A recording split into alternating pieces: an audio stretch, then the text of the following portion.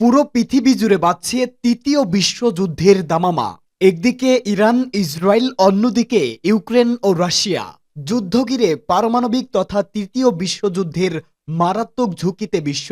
স্নায়ুযুদ্ধের প্রায় ৪০ বছর পর ফের দুই ভাগে বিভক্ত এই বিশ্বে পরাশক্তি যুক্তরাষ্ট্রের পাশে বেশিরভাগ দেশ থাকলেও শেষ পর্যন্ত রাশিয়া ও ইরানের পক্ষে থাকবে অন্যান্য শক্তিশালী পরমাণু ক্ষমতাধর দেশ।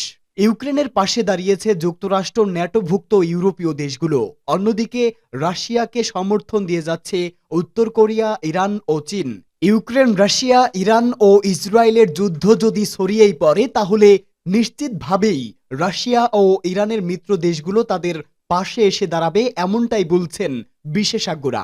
ইরানকে রাশিয়ার একটি গুরুত্বপূর্ণ মিত্র দেশ বলেই বিবেচনা করা হয়। যে কোনো পরিস্থিতিতে রাশিয়া ইরানের পাশেই এসে দাঁড়াবে এবং ইরানও রাশিয়াকে সমর্থন দিয়ে যাবে বলে তেহরান জানিয়ে দিয়েছে। কাজেই ইউক্রেন যুদ্ধ যদি শেষ পর্যন্ত বড় ধরনের যুদ্ধে রূপ নেয়, সেক্ষেত্রে মস্কো ইরানের প্রকাশ্য সমর্থন পেতে পারে বলে মনে করছেন বিশেষজ্ঞরা। আর যদি ইসরায়েল ও ইরানের যুদ্ধ বেঁধে যায়, তাহলে রাশিয়াও তেহরানের পাশে এসেই দাঁড়াবে বলে অনেকের ধারণা। এছাড়া ভ্লাদিমির পুতিন ও উত্তর কোরিয়ার নেতা কিম জং উনের বন্ধুত্বপূর্ণ সম্পর্কের বিষয়টি এখন আর কারো অজানা নয়। এর মধ্যে রাশিয়ায় কয়েক হাজার সেনাও পাঠিয়েছে কিম। ধারণা করা হচ্ছে এই যুদ্ধে ১ লাখ পর্যন্ত সেনা মোতায়েন করতে পারে উত্তর কোরিয়া।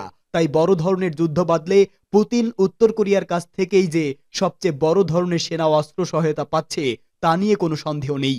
এদিকে ইসরায়েল গাজায় যুদ্ধবিরতি করে গাজা থেকে সেনা সরিয়ে ইরানের জন্য প্রস্তুত করছে বলেও মন্তব্য করেছে বিশেষজ্ঞরা। কেননা এবার ইরানের সঙ্গে বড় ধরনের যুদ্ধে জড়িয়ে পড়তে চাচ্ছে ইসরায়েল। আর এতে সর্বাত্মক সহায়তা করবে আমেরিকার নবনির্বাচিত প্রেসিডেন্ট ডোনাল্ড ট্রাম্প। আর ইরানের সঙ্গে যদি যুদ্ধ বেঁধেই যায়, তাহলে ইরানের পাশে এসে দাঁড়াবে রাশিয়া, চীন ও উত্তর কোরিয়া সহ অন্যান্য পরমাণু শক্তিধর দেশ। তবে অনেকেরই ধারণা ইসরায়েলের সঙ্গে এবার ইরানের যুদ্ধ বেঁধে যাবে। আমেরিকার নবনির্বাচিত প্রেসিডেন্ট ডোনাল্ড ট্রাম্প ইসরায়েলকে ইরানের পরমাণু স্থাপনায় হামলা চালানোর নির্দেশ দিয়েছে। তবে ইরানও তাদের পরমাণু স্থাপনা সহ দেশের সার্বভৌমত্ব ও অখণ্ডতা রক্ষা করতে দৃঢ় প্রতিশ্রুতিবদ্ধ। এ ব্যাপারে আয়াতুল্লাহ উজামা খামেনি আগেই হুঁশিয়ারি দিয়ে রেখেছেন। আর এরই মধ্যেই আমাদের হাতে এসে পৌঁছেছে গুরুত্বপূর্ণ আন্তর্জাতিক সংবাদ। শুরুতেই জানিয়ে দিব, গাজায় যুদ্ধ বিরতিকে স্বাগত জানালো সৌদি। এরপরেই জানাবো, রাশিয়া ও ইউক্রেনের পাল্টাপাল্টি হামলায় নতুন উত্তেজনা বিশ্বে। জানিয়ে দিব, গাজায় যুদ্ধবিরতি চুক্তিতে স্থায়ী শান্তির আশা তুরস্কের, হামাসকে সহযোগিতা করে যাওয়ার অঙ্গীকার এরদোয়ানের। জানিয়ে দিব, নেতানিয়াহুর দাবি চুক্তির শর্ত পরিবর্তন করতে চাচ্ছে হামাস।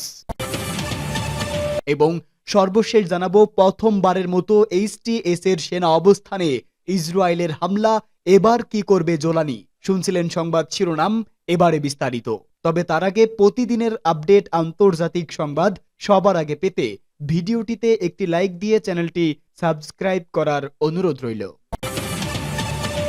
গাজায় যুদ্ধবিরতিকে স্বাগত জানালো সৌদি আরব। ১৫ মাস ধরে চলা ইসরায়েলি হামলা থেকে মুক্তি পেল অবরুদ্ধ গাজা উপত্যকার বাসিন্দারা।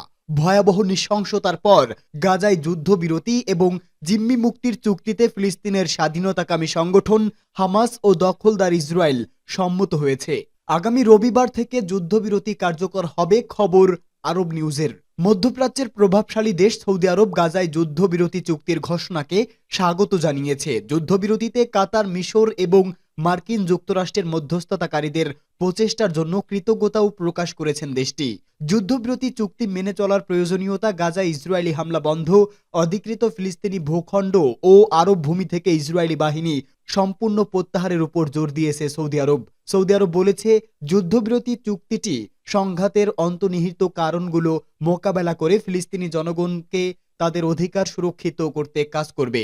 সৌদি আরব আশা প্রকাশ করেন, ১৯৬৭ সালের সীমানার ভিত্তিতে স্বাধীন ফিলিস্তিনি রাষ্ট্র প্রতিষ্ঠা হবে, যার রাজধানী হবে পূর্ব জেরুজালেম। যুদ্ধবিরতি চুক্তিটি ইসরায়েলিদের নৃশংস যুদ্ধের স্থায়ী অবসান ঘটবে। ২০২৩ সালের ৭ অক্টোবর ইসরায়েলে হামলা চালায় হামাস। এতে ১,২১০ জন নিহত হন। ইসরায়েল থেকে জিম্মি করা হয় ২৪১ জনকে। তাদের মধ্যে ৯৪ জন এখনও গাজায় বন্দী রয়েছেন। হামাসের হামলার পর থেকেই গাজায় নির্বিচারে হামলা চালিয়ে যাচ্ছে ইসরায়েল। এই হামলায় এখন পর্যন্ত নিহত হয়েছেন ৪৬,৭০০-রও বেশি মানুষ। সংঘাতের এই ১৫ মাসের মধ্যে শুরু থেকে একবার মাত্র ৭ দিনের যুদ্ধবিরতি হয়েছিল। এরপর থেকে কয়েক দফা যুদ্ধ বন্ধের লক্ষ্যে আলোচনা হলেও আলোর মুখ দেখেনি। এর মধ্যে সম্প্রতি যুদ্ধবিরতি চুক্তির চাপ বাড়তে থাকে। লক্ষ্যে মধ্যস্থতাকারী দেশ হিসাবে জোর তৎপর চালায় কাতার, মিশর ও যুক্তরাষ্ট্র। হামাস ও ইসরায়েলের সঙ্গে শুরু হয় আলোচনা। কাতারের প্রধানমন্ত্রী শেখ মোহাম্মদ বিন আব্দুর রহমান বিন জসিম আল থানি তার কার্যালয়ে আলাদাভাবে হামাস ও ইসরায়েলের প্রতিনিধিদের সঙ্গে আলাপ করেছেন। এরপর বুধবার যুদ্ধবিরতি চুক্তির বিষয়ে একমত হন দুই পক্ষ। রাশিয়া ও ইউক্রেনের পাল্টাপাল্টি হামলায় নতুন উত্তেজনা। ইউক্রেন ও রাশিয়া থেকে অপরের বিরুদ্ধে ড্রোন ও ক্ষেপণাস্ত্র দিয়ে বড় ধরনের পাল্টাপাল্টি হামলা চালিয়ে যাচ্ছে। নবনির্বাচিত মার্কিন প্রেসিডেন্ট ডোনাল্ড ট্রাম্পের শপথ গ্রহণের মাত্র কয়েকদিন আগে এই সংঘাত আরও তীব্র আকার ধারণ করেছে। মার্কিন সংবাদ মাধ্যম CNN এই খবর জানিয়েছে, ট্রাম্প আগেই প্রতিশ্রুতি দিয়েছিলেন যে তিনি দ্রুত এই যুদ্ধের সমাপ্তি ঘটাবেন। তবে কিভাবে তিনি তা করবেন তা নিয়ে এখনো কোনো স্পষ্ট ধারণা পাওয়া যায়নি। তার দায়িত্ব গ্রহণের মধ্য দিয়ে ইউক্রেনে রাশিয়ার পূর্ণাঙ্গ আক্রমণের চতুর্থ বছর প্রবেশের আগমুহূর্তে নতুন এক অনিশ্চয়তা তৈরি হয়েছে। এখন পর্যন্ত সবচেয়ে বড় আক্রমণ চালিয়েছে বলে দাবি করেছে ইউক্রেন। ড্রোন ও ক্ষেপণাস্ত্রের মাধ্যমে এই আক্রমণ রাশিয়ার অভ্যন্তরে চালানো হয়। ইউক্রেন ও রাশিয়ার কর্মকর্তারা জানিয়েছে এর মধ্যে ৬টি মার্কিন নির্মিত দূরপাল্লার ATACMS ব্যালিস্টিক ক্ষেপণাস্ত্রও ছিল। বিদায়ী মার্কিন প্রেসিডেন্ট জো বাইডেন গত বছর নভেম্বরে ইউক্রেনকে রাশিয়ার অভ্যন্তরে হামলার জন্য মার্কিন দূরপাল্লার ক্ষেপণাস্ত্র ব্যবহারের অনুমোদন দেন। রাশিয়া এটিকে বড় ধরনের উত্তেজনা বৃদ্ধি হিসাবেই দেখছে।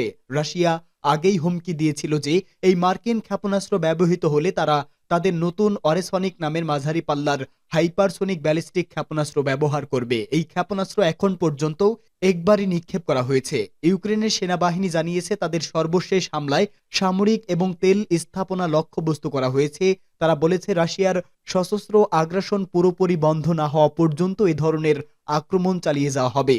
ইউক্রেনের জ্বালানি খাত লক্ষ্য করে রাশিয়া ইউক্রেনের বিরুদ্ধেও বড় ধরনের হামলা চালায়। ইউক্রেনের প্রেসিডেন্ট ভ্লাদিমির জেলেনস্কি জানিয়েছে রাতে চালানো ওই আক্রমণে ৪০টির বেশি ক্ষেপণাস্ত্র ব্যবহার করা হয়, যার মধ্যে ৩০টি ধ্বংস করা হয়েছে। আরও ৭০টির বেশি আক্রমণ ড্রোন ব্যবহার করা হয়েছে। জেলেনস্কি এক বিবৃতিতে বলেছেন, রাশিয়ার আরেকটি ব্যাপক হামলা শীতের মধ্যভাগ, আর তাদের লক্ষ্য এখন একই, আমাদের জ্বালানি খাত। তিনি আরও জানান এই হামলার লক্ষ্য ছিল গ্যাস অবকাঠামো ও জ্বালানি স্থাপনাগুলো, যা মানুষের স্বাভাবিক জীবন নিশ্চিত করে। ইউক্রেনের রাষ্ট্রীয় জ্বালানি সংস্থা ইউক্রেনেগ্রো জানায় আক্রমণের ফলে জরুরি ভিত্তিতে বিদ্যুৎ সরবরাহ বন্ধ রাখতে হয়েছিল। স্থানীয় সময় বুধবার সকাল ৯টার মধ্যে বিদ্যুৎ সরবরাহ পুনরায় চালু করা হয়। গাজায় যুদ্ধবিরতি চুক্তিতে স্থায়ী শান্তির আশা তুরস্কের। গাজায় যুদ্ধবিরতি চুক্তিকে স্বাগত জানিয়ে বলেন তুরস্কের প্রেসিডেন্ট রিসেপ তাইয়েপ এরদোয়ান। তিনি বলেন, ঘোষিত এই চুক্তি ফিলিস্তিনি ভাই বোন এবং পুরো অঞ্চলের জন্য স্থায়ী শান্তি ও স্থিতিশীলতার পথ উন্মুক্ত হবে। এক প্রতিবেদনে এই খবর দিয়েছে আনাদোলু এজেন্সি।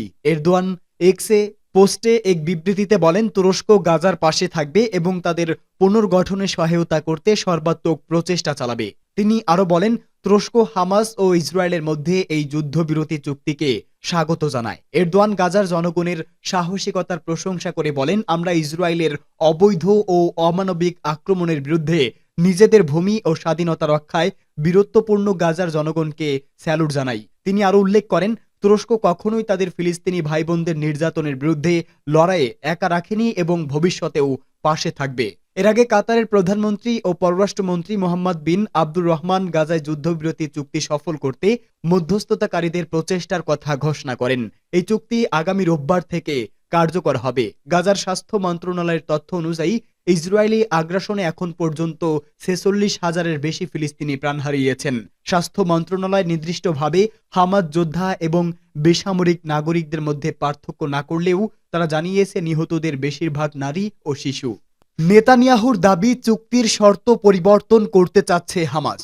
যুক্তরাষ্ট্র এবং কাতারের মধ্যস্থতায় টানা ১৫ মাস প্রাণঘাতী লড়াই শেষে যুদ্ধবিরতিতে সম্মত হল ইসরায়েল ও ফিলিস্তিনি প্রতিরোধ আন্দোলন হামাস। আগামী রোববার থেকে যুদ্ধবিরতি কার্যকর হওয়ার কথা। তবে ইসরায়েলের প্রধানমন্ত্রী বেনিয়ামিন নেতানিয়াহু দাবি করেছেন, হামাস চুক্তির শর্ত পরিবর্তন করতে চাচ্ছে। বর্তমানে এই চুক্তি ইসরায়েলি সরকারের অনুমোদনের অপেক্ষায়। এক প্রতিবেদনে এই খবর দিয়েছে ব্রিটিশ সংবাদ মাধ্যম স্কাই নিউজ। যুক্তরাষ্ট্র এবং কাতার গাজায় যুদ্ধবিরতি এবং বন্দি মুক্তির ঘোষণা দেওয়ার কয়েক ঘন্টার পর নেতানিয়াহুর এই বিবৃতি আসে। নেতানিয়াহু বলেন, হামাস চুক্তির একটি অংশ নিয়ে আপত্তি তুলেছে, যার মধ্যে ইসরায়েলকে কিছু ফিলিস্তিনি বন্দি মুক্তির ব্যাপারে ভেটো দেওয়ার ক্ষমতা দেওয়া হয়েছে।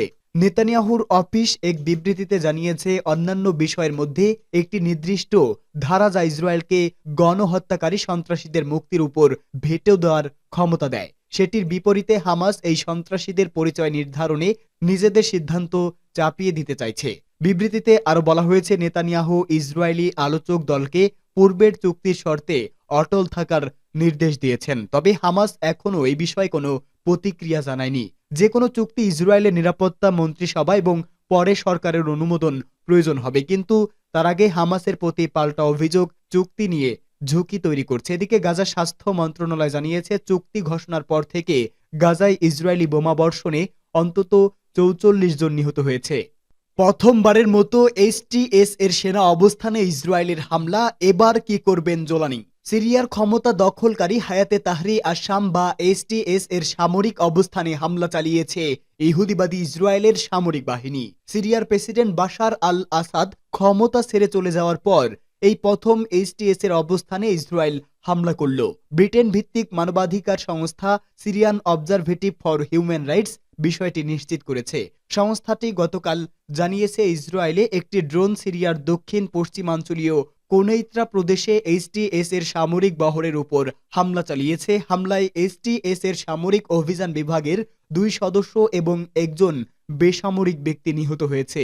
বাশার আল আসাদ ক্ষমতা থেকে সরে দাঁড়ানোর পর সিরিয়ার বিভিন্ন সামরিক অবস্থান লক্ষ্য করে ইহুদিবাদী ইসরায়েল ব্যাপক হামলা চালায়, তবে সে সময় এইচটিএস এর উপর হামলা চালায়নি ইসরায়েল। বাশার আল আসাদ পতনের পর ইসরায়েলি হামলার মুখে এইচটিএস নেতা আবু মোহাম্মদ আল জোলানি বলেছিলেন, ইসরায়েলের সাথে তাদের কোনো শত্রুতা নেই এবং তারা ইসরায়েলের সাথে সংঘাতে জড়াতে চায় না। কিন্তু এখন ইসরায়েল সরাসরি এইচটিএস এর অবস্থানে হামলা চালালো। সেক্ষেত্রে প্রশ্ন আসছে, এখন এইচটিএস কি ইসরায়েলের উপর পাল্টা হামলা চালাবে?